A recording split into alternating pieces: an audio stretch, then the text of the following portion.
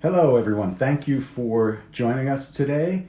And thank you to ESOMAR for the opportunity to share our thoughts about this very important topic about how research is changing and why online behavioral shopper research is the way to go in the year ahead as we face more and new challenges in the world of marketing research. It is so exciting to have this opportunity to bring together the voices and the opinions and the experiences of these people with new perspectives, a younger view, trying to deal with issues that have been around for a long time. So we've had challenges for a long time about doing research as well as we can, as fast as we can, as cost effectively as we can, and we've added new challenges with changes in shopping behavior and new opportunities with new technologies that are available to us. So bringing all of that together with this group is going to prove to be so interesting and so valuable. Thank you, everybody, again. I want to make sure everyone who's attending realizes that in addition to the recording being available, there's also an opportunity to send in questions, which we will get back to you with our answers. And we appreciate that interest. I'm so happy to be introducing some of my colleagues from EyeSee who have agreed to participate in this session. First, Andrea is a digital communications data analyst. She's got a background in psychology, has worked as a tutor and research assistant in academia and in a startup and biomedical clinical research setting. Thank you, Jonathan, and thank you for having me here. Next, we have Irena. She's an insights manager at EyeSee with a master's degree in experimental psychology. She was just awarded the best master's thesis. Occasionally, she works at the Laboratory for Experimental Psychology, where she collaborates on academic research and participates in scientific conferences, while she's also working full-time at EyeSee. Hi, thanks, Jonathan, for a nice introduction. I'm happy to be here today. Next, we have Jane, who is a business development director focused in the US. He's the leading person in business development, brings a lot of perspective on client needs. He has worked, in addition to at EyeSee, previously had worked at GfK and at Philip Morris International. Hello, Jonathan. Hello, team. And finally, Vladimir is a machine learning engineer with a PhD in that field. He specializes in machine learning, computer vision, data mining, and signal processing, all very impressive and very important in this day and age. Hello, Jonathan. Hello, team. Well, one of the things that struck me when we were planning for this session is the idea of a new approach in research, which can be very helpful, but also a little uncomfortable. There was a time that surveys were done door to door. An interviewer would knock on somebody's door. This was back in the day that they'd usually find somebody at home. The person was very happy to open the door and talk to them. And then there was a change because there was this new technology. It's called the telephone. By doing research by telephone, you could reach more people more quickly, less expensively, and it was a great tool, except it wasn't always so reliable. And there was a concern that would this give us the same kind of result as the door-to-door? Would we be talking to the same kind of people? And in fact, there was a problem. There was one of the most famous things in political research. This is going back into the 1940s in the US. There was a campaign for president. Thomas Dewey was running against the incumbent, Harry Truman. And the research results suggested that Dewey would win. And there was a famous photograph of Truman holding up a newspaper, and the headline screams, "Dewey wins." And that wasn't correct. Truman won. The problem was they used telephone research. And at that time, only the very rich people had telephones. Dewey was a Republican. The richer people were voting for him, and that's the opinion they expressed. So the sample didn't include enough people. It was not representative. That was a problem. Eventually, it was made okay because more and more people had telephones, so that became okay. But it's similar as we shift to online. There are concerns anytime you shift to a new way of doing things, even though that new way provides benefits. It takes time, and it also takes focus to make sure you're thinking about it the right way and understanding what the limitations might be and making sure you address those. So having that perspective in mind, but thinking about what's happening today, I'd like to turn to my younger colleagues with their perspective. It occurs to me when we say shopper research, I think most people are thinking about things like packaging or POS in physical stores, but there's so much being tested in the digital world that offers a lot of new opportunities. Andrea, you work in our digital data team. So you're working with clients who are less reliant on stores and in-person research, and they're more focused on digital parameters. What would you say about, do they have some sort of edge over the more traditional clients who maybe aren't so well versed in the new dynamics? I believe we're now witnessing a major turning point when it comes to shopping in general, and companies are under immense pressure to keep up with all these changes and adapt to new digital retail and advertising channels as quickly and as effectively as possible. Some of them yet pretty much untapped. Think TikTok or WeChat in China. I'm sure we're all familiar with the fact that last year, for the first time in history, the total market share of e-commerce sales in the US was higher than general merchandise sales. And this trend that's been ongoing for years now has been further accelerated this year, obviously because of the pandemic. Lockdowns, curfews, as well as simply this general sense of caution, personal responsibility, and efforts to minimize exposure made many people who only used to shop in physical stores turn to online shopping for the first time ever, as well as food delivery apps, etc. And many kept doing so even months later when they no longer had to because the situation regarding COVID-19 seemed significantly improved, so lockdowns and similar restrictive measures had been lifted. So we saw a lot of changes happening in this past year in 2020, obviously in general and in research specifically. Irena, I'm wondering if you can talk about the fact that there was so little or no face-to-face in-person research that could be conducted. How did that change the kinds of questions that clients were needing to answer, or in the research method, the questions that had to be done? To be honest, I haven't seen specific changes in the questions that we get or the type of methodologies. We did get a lot more questions and requests than usual. Companies still want to learn how consumers would perceive their packages, would the point of sales materials work, how the consumers would behave in stores, and similar questions to that. But I think at times like these, where during pandemic, when there is fear all around the globe, it's very important to have your product evoke positive emotions. So I would suggest to everyone to keep an eye on how their products make consumers feel, to learn what consumers associate to their products, and if they have a plan on how to make new positive memories and associations for their consumers.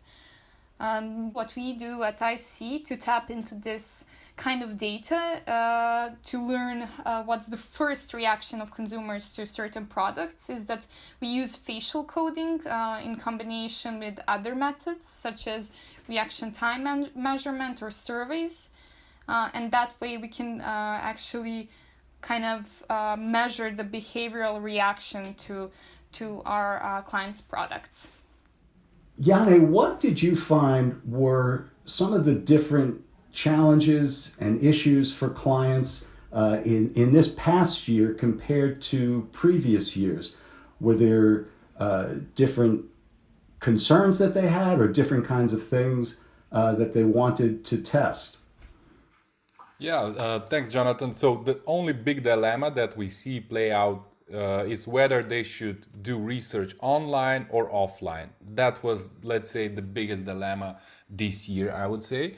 So many benefits are coming from full online approach. High predictive power, high correlation with actual behavior and actual sales data, which is a great thing, obviously. And some clients were concerned about, let's say, the unusual pet to purchase, the unusual shoppers behavior during the pandemic, of course. Andrea, it sounds like the clients you're working with are dealing with this sort of new frontier of digital shopping. Would you say that they tend to be more open to experimentation and innovation in terms of research methods? Well, I cover both digital and ad or Marcom projects, and I would say that in this case, there's simply more room for experimenting and creativity. Now, don't get me wrong, packaging design and pack and planogram testing are also creative in their own way and obviously very important because you have limited space and you have to be extra careful when choosing what you want to communicate on the packaging and how, as well as choosing the design that will make your product stand out. However, when it comes to ad projects and especially video ad testing, the possibilities are pretty much endless, so the creative potential is huge. Over the past 2 years, we did multiple internal studies as well, in which we tested numerous ads on Facebook and Instagram, varying a plethora of factors that we thought of as potentially relevant for ads performance. Ad type, static or dynamic, industry, positioning, the message conveyed, and many other creative elements such as music or the protagonist's characteristics. Our latest study on crisis messaging on Instagram demonstrated that it only takes approximately 2.8 seconds for an ad to trigger a reaction, meaning time is scarce to engage the viewer and make the desired impact. The transition to advertising through social media has created all these new questions that companies need answers to, and they need them fast. And I have a feeling that they have become a bit more cautious. They don't want to waste their resources or damage their brand image. So they would rather invest in testing than pay the price of launching an unsuccessful campaign that backfires on them. I'm sure we can all think of examples. Or even a campaign that simply goes unnoticed. I say drop your intuition and your assumptions when it comes to advertising and listen to data instead. Oh, Andrea, thank you. You know, it's funny, I've for a long time said that research can be a very humbling experience, meaning you can have expectations about what the results would be, package designs that I would look at, and I think one is much better than the other, and the research comes back very different. It seems like the platforms that you're dealing with, it's even more so, more opportunities to be surprised and where the value of research really becomes so obvious. So thanks again for sharing all of that. Janne, what are your predictions or expectations for the kinds of research solutions that will be really useful, that clients will be looking for or benefiting from next year? Well, aside from digital and e-commerce that I already mentioned, I'd like to share two that I would advise my clients to experiment with. The first one is behavioral tracking on live websites. This is a very disruptive solution and very useful for idea and concept screening, so testing a full innovation concept. Basically we insert products on a fully live websites, and actual consumers can click on them and choose to respond to a few questions about the product, and of course a set of relevant KPIs. And if the concept performs well in terms of interest, penetration, and value share, those are the let's say the main KPIs that we follow. We do an in-depth test, trying to optimize the concept before it's launched on the market. The second thing I would say it's bread and butter of 2021 is doing a sort of best practices study on social media. all kind of social media content, basically. A high percentage of the content out there is not optimized for a specific platform. So you can imagine the impact on conversion. So with this, we provide full guidelines for all channels, which clients can use internally when working with agencies, other stakeholders, and be ready to maximize the impact in the next year. So two solutions out there: behavioral tracking on live website and best practices for social media content. Irena, what would your key advice to clients be? Those who have really not used virtual shopping before, for them it's new and different, maybe a little intimidating, or maybe they're not sure it's worth the extra cost. What would you say about how important, how valuable this behavioral component is to the research? Well, I would start off by telling them that the key to successful and easily predictable future is the behavioral research, the behavioral component. Because the data from behavioral research is not what actually participants say, but what they're doing in the moment of shopping. Behavioral data paints clear picture to companies and gives actionable ideas about what to change and or not to change, actually.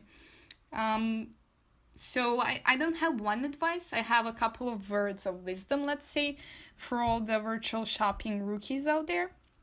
Firstly, you have to keep in mind that you cannot find out everything you want from just one study. So try to narrow down your questions as much as possible.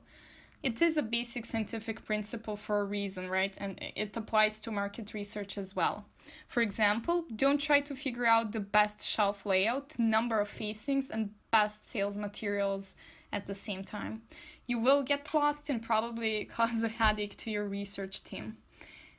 Secondly, I would say you should strive to learn as much as possible. So even though my first advice is to keep your questions narrow, I would add on to that to make as many different questions as possible, and just pile up your ideas. So if you want to find out all those things that I previously mentioned, just divide them up into a couple of different research topics. Like shelf layout would be a topic separate from the sales materials and so on.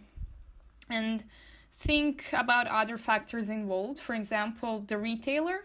Like, what's the information that they would want to get from your research in order to give you exactly the position or the spot in the store that works best for you? Like, what's in it for the retailer? And finally, well, start with the most basic research and then build up to the more complex questions that you have. Yes, and in the digital team as well, we often create mock-ups of social media platforms or e-commerce websites in order to recreate the environment for testing purposes that will also provide a natural, seamless experience and interaction from the respondent's point of view. Thanks. Vladimir, looking ahead to 2021, what would you say we can expect at EyeSee in terms of technology innovations and ways that we can be helping our clients in new ways? Yeah, at EyeSee, tech is a key component, and it ensures that we combine increased accessibility, security, and quality of insights. In 2021, we will continue to improve our algorithms for facial coding, emotion recognition, as well as the results for the eye tracking platform. I have to say that EyeSee has just started to use a new supercomputer in Belgium, and this is one of the most powerful in the world. So in simple words, what took us a week before, we can now accomplish in a day on a supercomputer, and all this will result in a better, more accurate, and faster insight results for our clients. Well, thanks. That's really exciting things to be looking forward to.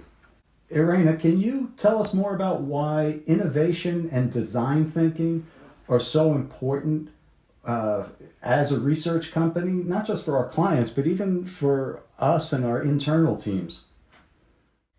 Yeah, I'm really glad that you asked this question because One of the main reasons I love research so much is innovation.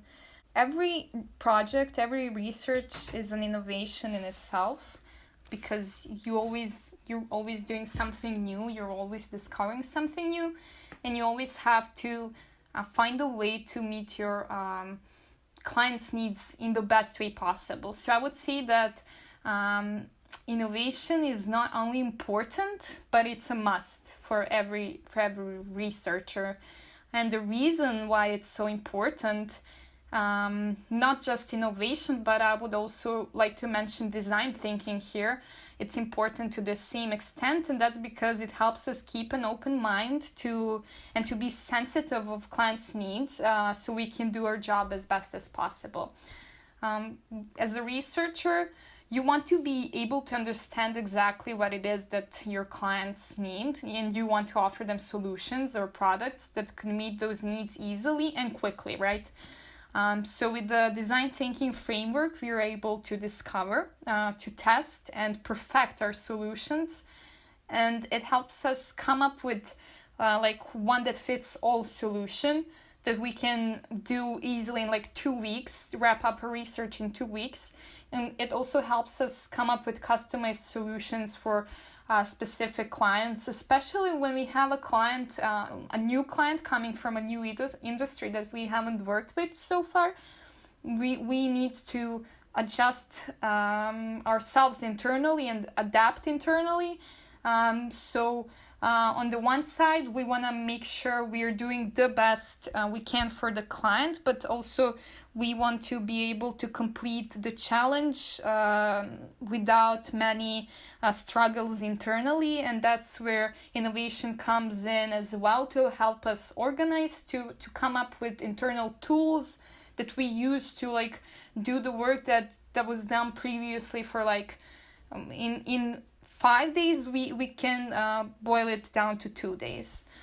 I would say that we in our shopper team, we are hungry, we are curious, and we are not afraid of hearing things that may sound counterintuitive. We don't sell for existing solutions most of the time. We're not scared of kind of turning things upside down and offering new points of view, new insights and solutions, and taking things to the next level, I would say. Yes, that's great. And I would reinforce your point about maintaining that intellectual curiosity is so important, even for somebody like me who's been doing this a lot longer than you.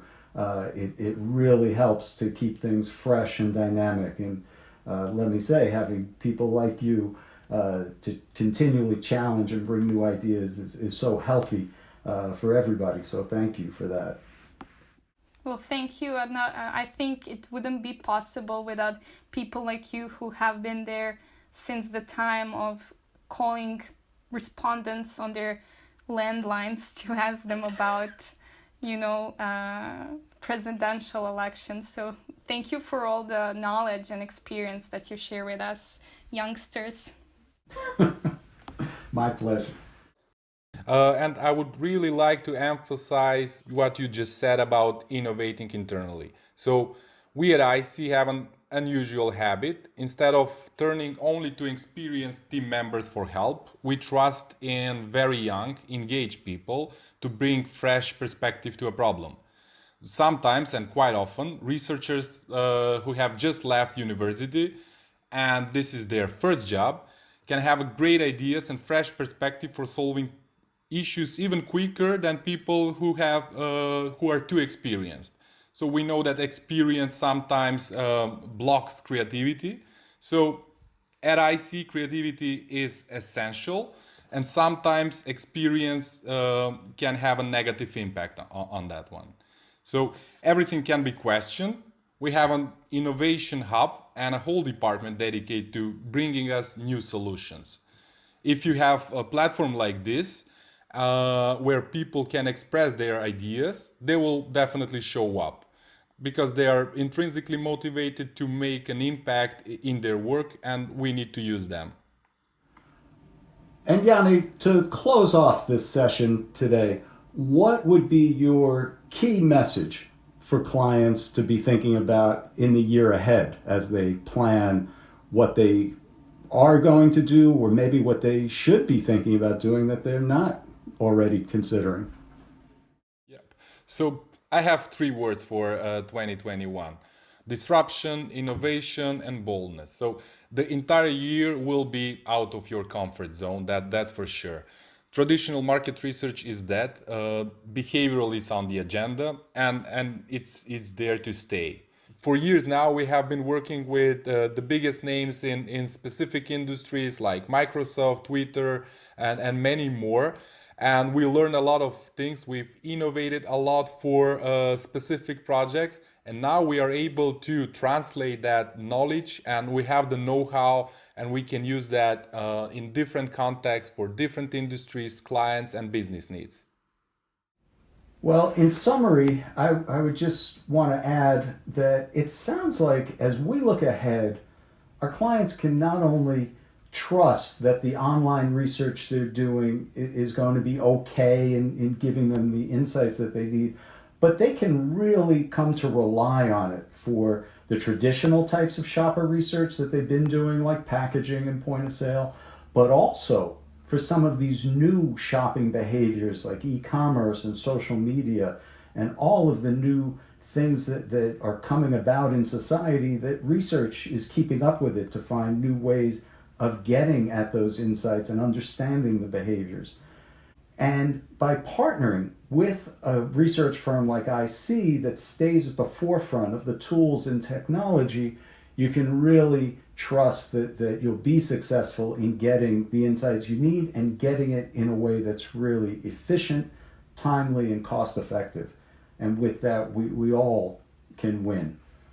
So thanks again to this terrific team with great perspectives. Really appreciated all of your thoughts and the conversation we had. Thanks, everybody. Thank you for the invitation. Thanks, it was my pleasure.